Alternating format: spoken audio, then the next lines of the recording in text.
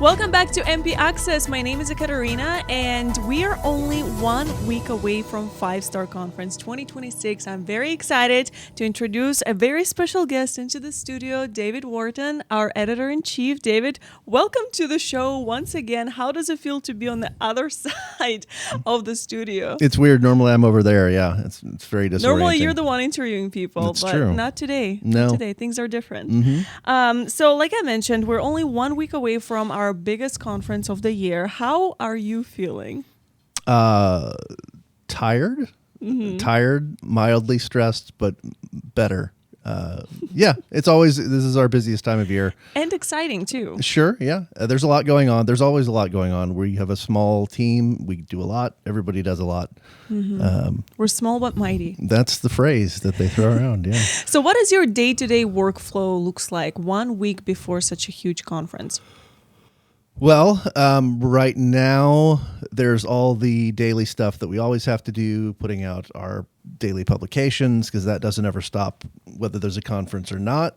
So we have the team doing that stuff. And then I am spinning lots of plates trying to get panel calls booked, trying to record testimonials for the videos we're going to have for a bunch of awards ceremonies.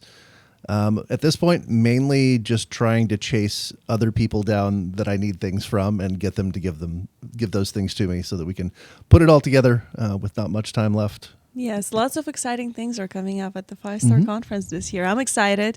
And this is not your first conference, obviously. No. What conference is it for you? Like 6, 7, 8? No, it's like, I think it's 8th or 9th. Wow. I have to do the math. Let's see. I think I started in 2017. Okay. So that would have been my first conference. So 9th. yeah. Yes. Even more than I thought. Yeah. Okay, so in the 9 year of your experience working for this company, do you remember your first conference? Yes, I very much remember my first conference. What was it like for you? Were you nervous? Were you excited? A little bit of both. It was late nights, lots to do, kind of overwhelming. I'd been with the company less than a year at that point. But it was the first example of you have to just roll up your sleeves and kind of try to keep up and help where people need help. And now, I've done enough at this point that there's always lots of work, but it's a lot more predictable. I don't know if that's the right word. At least I know what to expect, generally speaking. And when there's unexpected stuff, then I've been through enough that I know that we'll figure it out and, move on. So what are you and the Mortgage Point team trying to get finished before everyone gets to the Omni? We are figuring out, a lot of it comes down to the daily publication stuff. We have to make a plan for what we're going to be covering, and a lot of those stories can be mostly built in advance because we know what's going to happen. A lot of that is just kind of reporting, here's what went on this day, and then over the month or so after the conference, there's a whole lot of expanding that and clearing quotes from people so that we can run more in-depth coverage in the magazine. But right now, it's mainly a lot of figuring out, all right, here are all the things that have to get done. Here's the people that we have. Where do they need to be? And then how do all the pieces fit together? And then from editorial standpoint, just because, like I said, we don't skip a week. All the daily blasts have to go out. The weekly update has to go out. All the podcasts and everything else. So you just have to figure out, how do we keep all those trains running while there's an entire conference happening that everybody has to be focused on. So 1 week before a conference, is this usually like a calm before a storm, or is this the storm? I would say the storm was more the last couple of weeks, just because we had to get the magazine finished that's going to be at the conference. And we're a little bit earlier this year than we normally have been. So that threw the production schedule into a little bit more complex state. But once we got the magazine off to the printer, that was a sigh of relief for me. And then I can kind of catch up on a bunch of the stuff that had been boiling in the background while we were trying to get that done. So for first-time attendees, can you explain a little bit what is that magazine that people can expect to see at the conference? Can you share a little bit about that? Sure. We always have a conference issue. We usually bring them to our government forum and to 5-Star Conference. This one is going to have one of the staples of the conference issues, which will be our profiles of the women in housing finalists. So we have 5 categories. We have multiple nominees for each. And this is just a quick breakdown of all of those women professionals who are going to be honored at the Women in Housing Awards that we do each year. So everybody who will be attending that, if you want to learn a little bit more about these folks, you can pick up the conference issue they'll be laying around and learn little bit more about them. We also have in this issue a spotlight on some of our top servicers. We started doing annual awards programs a couple of years ago, and this is the second year for that one. So it's honoring some of the top servicing organizations that we work with. Just short profiles of them. I'd say the biggest thing for me is the women in housing profiles, just because it's puts a little bit more to them than just the quick, here's their face and here's their title that we'll get on the day. You can learn a little bit more about them, and then we'll have full profiles of the 5 winners in the October issue, which will also have a bunch more coverage from the conference. So people are listening to this right now and thinking that they probably have to pay to buy this magazine. Is it free? It is, yeah. We switched from small print distribution to fully digital a couple of years ago. We print a couple of editions per year, mainly for the conferences, like I said. So you can find pretty much everything on themortgagepoint.com. That's our website. There are a couple of options if you want to read what we're doing. We have a full PDF flip book of the issue each month that goes up on our archives, so you can view it just as a magazine like it was originally envisioned as. And then we cross-post all of the important interviews and features and all that stuff onto the website throughout the month after the issue goes live. So depending on how you want to read it, if you want to see it looking like a magazine, you can do that, or you can just read the content itself laid out more like a web page. Mm-hmm. So how long before it gets distributed do you collect the information and create content? Like, how long does it take for that magazine to go live? It's a monthly publication, so pretty much as soon as one's out the door, we're already working on the next one, if not before then. That's just kind of a constant cadence. Obviously, we plan our editorial calendar for the year ahead, and that lasts until it changes, which it changes pretty much constantly just because you never know what's going to happen in a given year. But we're working on, a typical month. We're trying to get that put to bed. We're also, like I said, working on the daily news publications, our MP Weekly, which is on the Saturday blast, and then podcasts and webinars and all that other stuff. So there's always something going on. Mm-hmm. And like you said, it's a monthly release. It is. So after the conference next month, can guests expect to see themselves in the next magazine?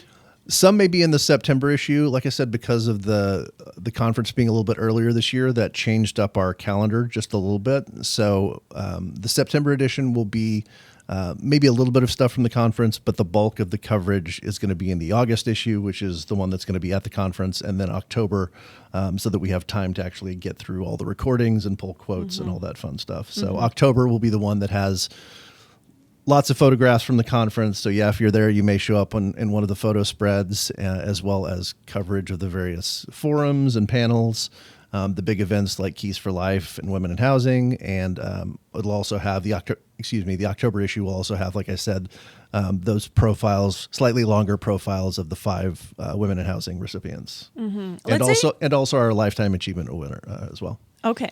So let's say somebody at the conference finds out about this magazine and they want to be featured next month. Can they get in touch with you and say, hey, I want a page to myself, promoting myself? Sure.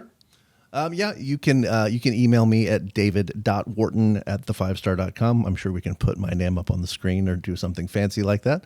But you also can go to themortgagepoint.com, and that has contact information. And we're always open for pitches. Most of them come straight to me, so I would be the person that you'd be talking to.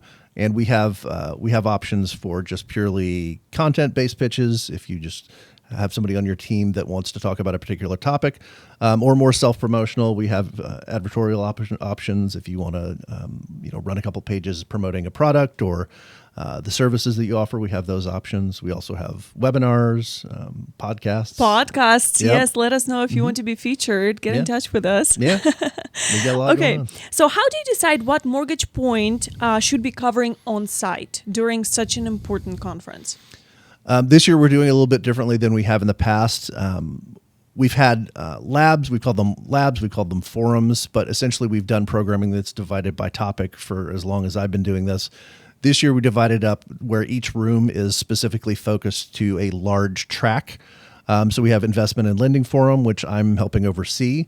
We have a mortgage servicing forum, obviously. That makes sense because that's core to our background. And then a distressed assets forum as well. So over those 3 days, you'll have full panel programming within each of those rooms that's focused on those different topics. So to get back to your question, essentially, we know we want to cover all of those or as much as we can. Then we also have to make sure we're covering the big events. Like I mentioned, we'll have Keys for Life, where we'll be doing things like the Lifetime Achievement Award, the new Legacy Award that we're doing this year, honoring veteran homeowners, which is a longtime staple of the conference. We'll have the Women in Housing ceremony, like I mentioned, which we'll honor our award recipients, and also have our She Suite panel, which we bring together a bunch of women leaders from the industry for a panel discussion on stage. So yeah, it's just basically like we hear the things that are happening on each given day. We want to make sure that everything's at least mentioned. Some things get more coverage or less, just depending on what it is. There's also a lot of private or invite-only aspects to the conference. So those are not going to get as much coverage as the public events, just because we want to share things mostly that everyone can have access to. So what forum are you looking forward to the most this year? I'm going to say investment and lending because that's the one I'm running. So that's honestly the one I'm most thinking about. And that's also, it's an area that we've covered to some degree or the other over the years, but we're trying to deepen our bench on the lending side of things. So that's been exciting to just bring in some new blood and new contacts to people that we haven't talked to in the past. And I think that's exciting to give us more coverage on that side of things. So I think that's one thing I'm most excited about. I also really like the big presentations, Keys for Life and Women in Housing. Those are some of the biggest things we do at the conference. So it's really exciting to see those come together, and they're favorites of a lot of people who visit the conference. So yeah, it's nice to see those come together after months of planning. Mm-hmm, mm-hmm.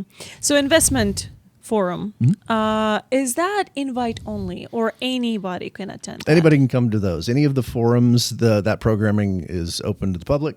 Well, not the public. You have to have a registration, obviously. But yeah, those are all open to everybody. So there's typically, a couple of panels in the morning, a couple panels in the afternoon, with that break around midday, which will be Keys for Life or the opening reception or the Women in Housing event, depending on which day. But yeah, you, like I said, check out the lineup of programming, and if something looks interesting, swing on by, check it out. Float between rooms if you want to, but there's plenty on offer. Mm-hmm.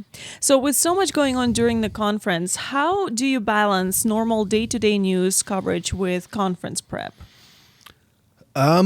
Practice mostly, and just trying to figure out what makes the most sense. The team's really good about figuring out, here are all the things that have to happen. Here are all the people who have ownership of the various different pieces. So we kind of know where everybody's got to be. From my perspective, we'll have me mostly focused on helping do things like run the investment and lending forum, and helping with KFL. So while I'm focusing on kind of those high-level logistical things, my team will be we're running around on site or working off-site remote to keep an eye on the news and make sure we're implementing that plan. Like I said, we'll have a plan before we go in of what we think we're going to cover, but there's always room to bump something because news obviously doesn't stop. So we keep an eye on that and make sure we're keeping up with stuff and pivoting as we need to. And how far in advance do you have to plan out the, news reports and interviews and stories for Mortgage Point? It really depends. I mean, some of it is we have planned months in advance. Some of it just happy accidents happen and we connect with somebody or meet somebody at a conference or they reach out and pitch stuff to us. So it's kind of a mixture. We're working on a given issue, a month or two in advance usually, planning it up to a year in advance, depending on which issue we're looking at. The nice thing is a lot of our issues kind of correspond to events that we do throughout the year, like Government Forum or the 5-Star Conference. So we know we at least have an idea of what those issues are going to be like. And then it's a matter of figuring out, all right, what are the other topics we think are going to be relevant? And that's our editorial calendar, which, like I said, never survives contact with the actual year because stuff happens and news surprises you. But yeah, it's just kind of a constant ongoing thing. I think most of my given days, and hopefully less so for my team because I'm just used to this, but most of my days is just kind of log in and prioritize which fire needs to be dealt with first and then just bounce around between those until it's closing time. Or reception. Yes. You spend a lot of the conference week talking to industry leaders. In your opinion, in your long experience working for Mortgage Point, what makes an on-site interview different from a normal remote interview? Well, on site, I mean, there's the practical matters of you're doing it on the floor of a busy conference. So, there's going to be background noise and distractions and all that stuff. So most people know that going in. But there's more that's out of your control than if you're interviewing somebody on Zoom or traveling to somebody's offices to interview them for a profile or something. So, I think it's mainly just... there's not that much difference because we still make sure we're working with people to prepare questions that they know so they have time to prepare so they're not catching anybody by surprise or asking them to just speak off the cuff without having time to think about stuff. I think it's mainly just the atmosphere of the surroundings. It's just a different vibe when you're interviewing people and there's Absolutely. 800 to 1,000 people wandering around not far from you. But I think that also people tend to be excited and, energized by being at the conference. So I think that helps spur people into responses they might not give otherwise. As long as you don't get people that give, responses that are one sentence long and with no that is true. expansion, that's the nightmare. But most people are good about that. And we should mention that MP Access is actually going to be there on site at the Omni Dallas Hotel during the entire conference this year. And I'm very excited to say I will be there too. David, you will be there too. It's true. We'll be bouncing around the entire hotel. And if somebody wants to be interviewed for a magazine, not for our podcast, can they come up to you and say something like, David, I want you to feature me. I want you to interview me right now. Yeah.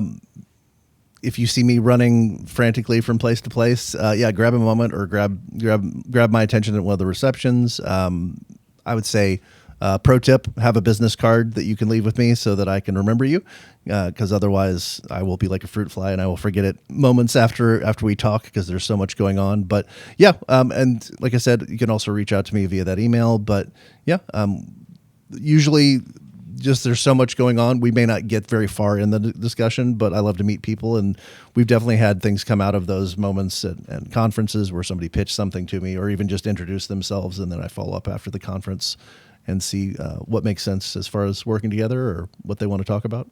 So since this is your 9th conference, for those who are attending it for the first time, what advice would you give them? What to bring with them?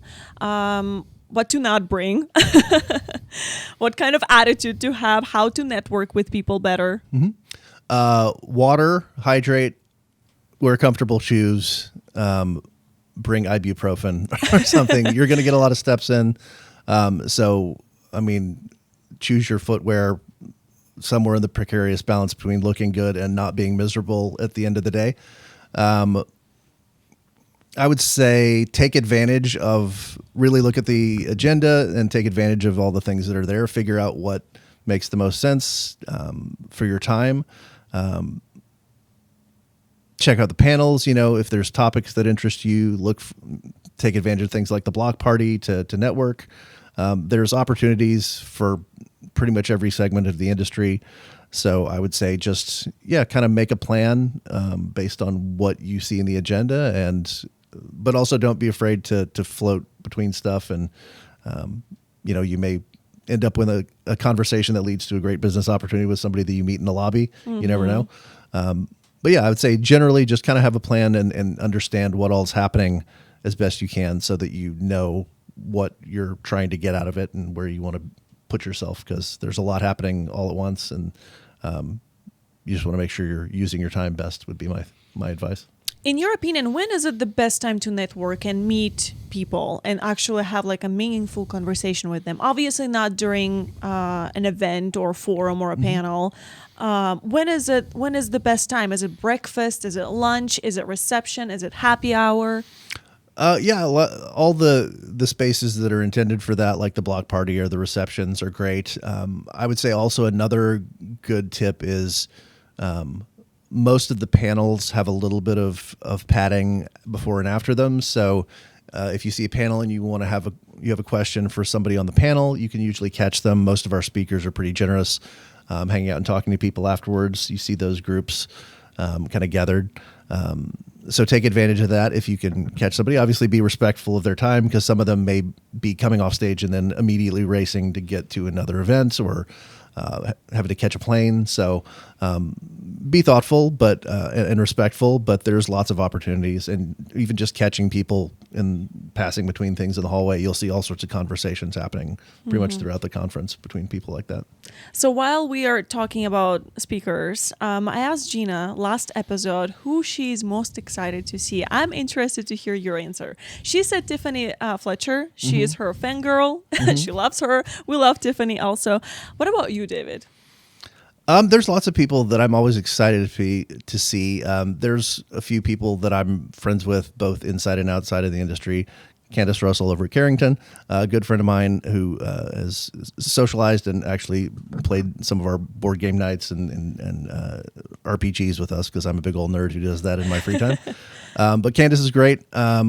Also, just as far as overall things I'm looking forward to, it's always an honor to meet with the veterans. And one of the things that I enjoy about this time of year, we've done a couple of years in the row now, is just we do longer interviews with the veterans who are being honored at KFL as part of our video prep for the videos we play during that. And that's always really interesting, often emotional, just to hear their stories of both their service and also like what receiving a home meant to them.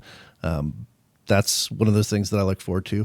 And just that presentation in general is really satisfying to watch it come together, because it's important stuff, and it's good to see it come together in a way that means something to people. And when is KFL? Keys for Life is on Wednesday, September 2nd. It starts right around noon, and it will run about an hour and change. And like I said, that's where we have our the honoring of the veterans, like I mentioned. We have our Lifetime Achievement Award, which we've been doing for years, and a new award, the Legacy Award, which traditionally Lifetime Achievement is honoring lenders, servicers, or government folks, GSE folks. Legacy Award is a new one this year that's intended to honor other parts of the industry, people that don't fit within those particular categories. And this first one is I don't want to spoil anything, but this first one is a posthumous award that's honoring someone who was really impactful in the industry. So it's exciting to be able to honor someone like that. Yeah. Mm-hmm. So since this is not your first rodeo, David, I want to know your survival guide. How to get through the 5-star conference. I actually have 5 round questions for you. Okay. So I will ask you a question and you just give me a quick answer. Sure. Okay. Coffee before 8 a.m., optional or mandatory? I would say optional, but only because I'm not a coffee person, generally speaking. Not. So I would say caffeine probably mandatory unless that's just not your thing. But What do you drink? Like tea or matcha? I'm bad. I drink tea. I drink soda. Okay, But okay. I'll drink coffee occasionally. But it's not my Okay. vice. Most important thing to bring, one word. Comfortable shoes, hyphenated. Okay. Okay. Best time to actually talk to people. We touched on this a little bit, but I think the various events that are actually specifically for that, so the networking events, the receptions, like I said, catch people after when they're coming down off of forums, as long as you're respectful of their time, because like I said, people may have other things they have to get to right away. And otherwise, like I said, there's lots of conversations in the hallways that you'll see happening. So I'd say target the things and the times that are specifically designed for that, but also be open to having those impromptu conversations that happen on site as people move around. Biggest mistake people make during the conference. Man, it all comes back to the shoes. I think going back to something I said before, I think it really helps to have a plan. So I think people might come in, and if they're not really thinking about where their time is best used, then they might miss out on opportunities that would be really exciting. So yeah, I think it's just take the time to, even if it's just grabbing the show guide and like looking at what's happening that day, try to be a little intentional about what you want to spend your time on. And one thing first-time attendees should know. If you really are intentional about it and make a plan and try to figure out who are the people you want to have those conversations with, I think it can be a real benefit to your career. And it's these kinds of events are something that in an increasingly digital world, that human connection is still really important. And you can get a lot more out of a quick coffee conversation with someone than you might get out of a 30-minute Zoom conversation. So yeah, I think that's probably it for me. And is there a part of 5-Star Conference that you, David, genuinely look forward to every year? Yeah, like anything that I've been directly involved with, it's just really satisfying to see it come together and hopefully go off without a hitch. And if there is a hitch, it's very satisfying to try to resolve those problems quickly so that nobody else notices that there even was an issue. I'd say the end of the conference, which has been a few things over the years, this year it's kind of the Women in Housing. It'll be the final big ceremony. Those are very nice just because those big productions like KFL and Women in Housing are really satisfying to watch come together. And then just also, especially at the end of the conference, there's just kind of, you get to catch your breath and kind of lean against the wall, take some weight off your feet, and just know that you got through another one and it came together nicely. And then just like as people are heading out and heading to the airports or back home, there's a lot of people will pull you aside and say, hey, great conference. They love this. They love that. And those are very satisfying to hear. And before we wrap up this episode, what do you hope the 5-Star team will walk away from the 5-Star Conference having accomplished? Well, we have a mix of people who've been here a long time and a mix of people this might be their first year or their second year. Hint, it's me. It is you. You did great last year. I think just seeing that despite how daunting it sounds to try to put together such a big production with a small group, how much we can accomplish when we lean into it and lean into our strengths and support each other. And, we do this every year. And it's very satisfying at the end of that time when we all get together at the end of the conference and just kind of debrief. So I think that's what I would hope that they would take away from that, is just the satisfaction of having taken a thing from an idea to an actual 3 to 4 day event. On a scale of 1 to 10, how ready are you, David, for this conference this year? 8.5. Okay. Yeah, not bad. I'll probably be better next week. There's still a few things and panel calls and various other last minute things that we still have to pull together. So I can't rate myself any higher until those things are done. Well, David, thank you so much for joining me for this episode. We are only 1 week out from the 5-star conference. Join us in Dallas at the Omni Hotel this year. Thank you so much for joining us for the latest MP Access episode. Until next time, stay tuned. Thanks for listening to MP Access. Stay up to date with daily mortgage news, featured stories, and our latest episodes of the podcast at themortgagepoint.com. Don't miss out, and we'll see you next week.